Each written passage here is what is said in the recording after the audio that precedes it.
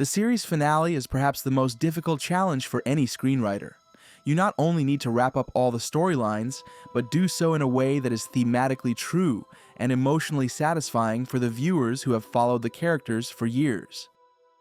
And few finales accomplish this task as brilliantly as Felina, the final episode of Breaking Bad. It's not just the end of a story, it's a culmination that feels both inevitable and shocking.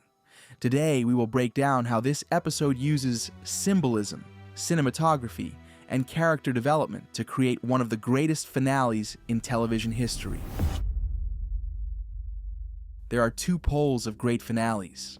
On one is ambiguity, which keeps viewers arguing for years, as in the legendary finale of The Sopranos. The sudden black screen left Tony Soprano's fate to the imagination, turning the finale into a perpetual question. On the other pole is Felina.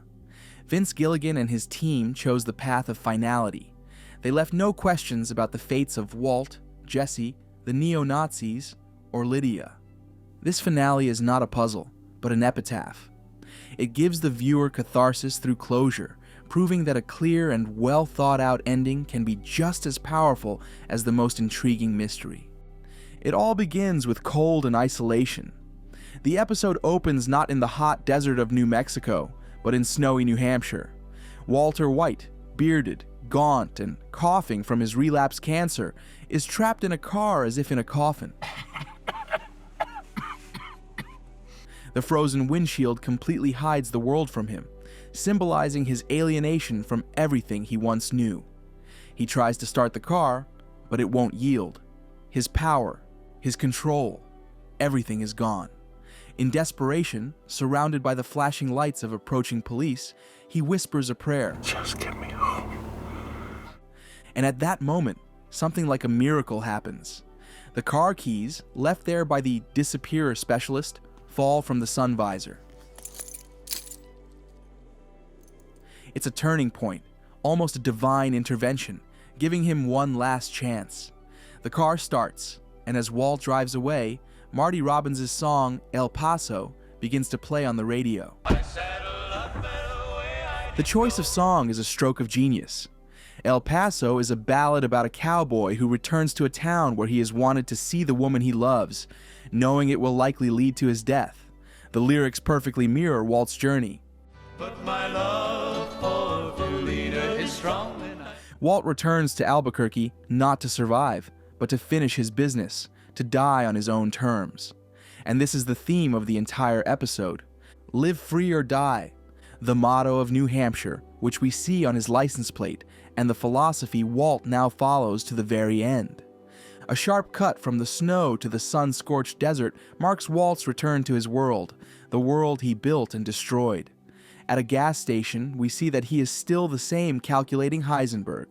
He opens the trunk where an M60 machine gun, the tool of his final act, lies next to millions of dollars. He doesn't just take his cancer medication, he prepares for war. Then follows the payphone scene, which demonstrates his unchanged cunning. Posing as a New York Times reporter, he tricks Gretchen and Elliot's secretary into giving him their schedule and address. Hello, this is David Lynn from the New York Times. May I speak with Susan, please? This is pure Walter White, the manipulator, always several steps ahead. And here, another significant symbolic gesture occurs. He leaves his watch, the one Jesse gave him, on the payphone. By leaving it, he symbolically severs the last tie to his past and to Jesse, fully embracing his destiny as Heisenberg. He has no more time. The contrast between the Schwartz's luxurious, sterile home and Walt's world is stark. Gretchen and Elliot return home, discussing mundane things like pizza and Thai food, unaware that a ghost from the past has invaded their perfect world. What is the earthly point Did I in comparing marry you? pizza to Thai food? Walt's appearance in their home is a shock, but he has come not for revenge, but for his legacy. He saw their interview in which they downplayed his contribution to gray matter, effectively erasing him from the company's history. The company name. Now he uses them to launder his legacy. He gives them the remaining $9.72 million, with instructions to create an irrevocable trust for his son, which he will receive on his 18th birthday. He says, Call it liberal guilt, call it whatever you want, but do it. To guarantee their compliance, Walt resorts to his ultimate weapon, fear. He tells them he has hired the 2 best hitmen who will be watching them. I gave it to the 2 best hitmen west of the Mississippi. At that moment, 2 red laser dots appear on Gretchen and Elliot's chests. It's a brilliant bluff. We later learn that the hitmen are Badger and Skinny Pete with laser pointers. Oh, yeah, right. Walt wins not with brute force, but with intellect and his terrifying reputation. He created the myth of Heisenberg, and now that myth works for him. The next stop is a coffee shop where Walt meets Lydia and Todd. Lydia, as always, is obsessed with rituals and control, ordering chamomile tea with soy milk and stevia. Chamomile tea with soy milk, please. Walt offers them a new meth-cooking method, pretending to be desperate for money. It's a trap. Lydia, arrogant and self-assured, refuses. Walt leaves, and she adds the stevia to her tea. It's her final mistake. Later, Walt will call her. How are you feeling? Kind of under the weather? Like you've got the flu? That would be the ricin I gave you. The ricin storyline, which had been running for several seasons, finally concludes. It is a quiet, scientific, and ruthless execution, Walter White's signature style. The final meeting with Skyler is the most important in the episode. He slips into her new, modest home, and the tension is palpable. He has come not to ask for forgiveness, but to give her what she needs to survive. He gives her the lottery ticket with the GPS coordinates of Hank and Gomez's graves. All I have to give you is this. Giving her a bargaining chip for a deal with the prosecution. You trade that for a deal with the prosecutor. This is his last way to provide for his family. And it is here, in this bleak kitchen, that Walt finally speaks the truth that Skyler, and we along with her, have been waiting so long to hear. You did it for me. I liked it. I was good at it. I was alive. This moment is the antithesis of one of the greatest scenes in film history about a man's fall, the ending of The Godfather. There, Michael Corleone, already fully transformed into a monster, looks his wife Kay in the eyes and lies, denying his involvement in Carlo's murder. Is it true? No.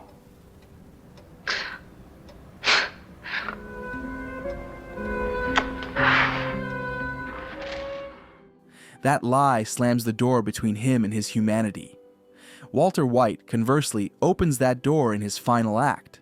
His confession, "I did it for me," is an act of liberating truth. He isn't trying to save himself in Skyler's eyes. He gives her and himself the purity of the moment, finally accepting his true nature not as a family protector, but as a man intoxicated by power. This confession frees Skyler from the burden of his lies. He says goodbye to a sleeping Holly, gently stroking her hair, and watches his son from a distance, through a window, understanding that he is forever separated from them. The climax takes place at the neo-Nazis' lair. Walt arrives, seemingly to surrender. Jack and his gang mock him. Walt accuses Jack of partnering with Jesse. Partner with him. You're his partner now. No, that's what you stop. Jack orders Jesse to be brought in to show that he is not a partner, but a slave. What, you think I'd partner with a rat? The appearance of a broken, scarred Jesse is the catalyst. Seeing what they have turned his former partner into, Walt makes his final decision.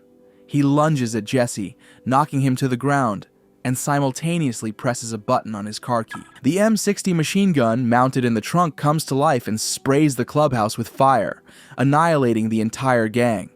In the firefight, Walt is mortally wounded. After the massacre, Walt kills the wounded Jack and offers the pistol to Jesse, giving him a chance for revenge. He says, Do it. but Jesse, seeing that Walt is already dying, refuses. By refusing to kill Walt, Jesse finally breaks the vicious cycle and frees himself from his influence. He drives away, his face a mixture of a scream, tears, and liberation. In the final moments of his life, Walter White returns to where he truly lived, the lab. To the sound of Badfinger's song Baby Blue, he tenderly touches the equipment, the symbols of his empire. The lyrics sound like an epitaph. The final scene is a masterpiece of visual and auditory storytelling that summarizes Walt's journey. This ending is tragic, but for him, it is filled with deep peace. Look at the final shot. A slow camera pull-out from an overhead angle from Walt's body, lying on the lab floor. This shot is a direct and intentional visual rhyme with the end of the episode Crawl Space from the 4th season. There, the camera similarly rose above a screaming, psychologically crushed Walt, trapped in the crawl space of his own home, as if in a grave. That was the death of Walter White, and the final shot of Felina shows him physically dead, but serene, having achieved his goals. This is not a burial. It is a final, peaceful look upon his kingdom. This visual parallel is crucial. It contrasts the moment of his absolute powerlessness with the moment of his absolute, albeit perverted, triumph. The choice of Baby Blue by Badfinger is not just a clever reference to the color of his product. This song is his own internal monologue, his epitaph. The show's music supervisor, Thomas Golubich, said that Vince Gilligan wanted the finale to feature a love song to the act of creation itself. This confirms that the scene is not about a tragic death, but about Walt finding a final, loving union with the one thing that made him feel alive. He doesn't die alone in a cabin. He dies in the arms of his Felina, his Baby Blue. The first line of the song, "Guess I got what I deserved," is his final silent confession. And the chorus, "My Baby Blue," is his tender nickname for the main work of his life. It is the most fitting and poetic end one could ever imagine for this character. The police burst in, but it's too late. The final overhead shot shows Walt lying on the floor, a faint smile on his face. He is dead, but he died where he wanted, on his own terms, having settled all his affairs. It is a perfect, bittersweet finale for one of the most complex and unforgettable characters in television history.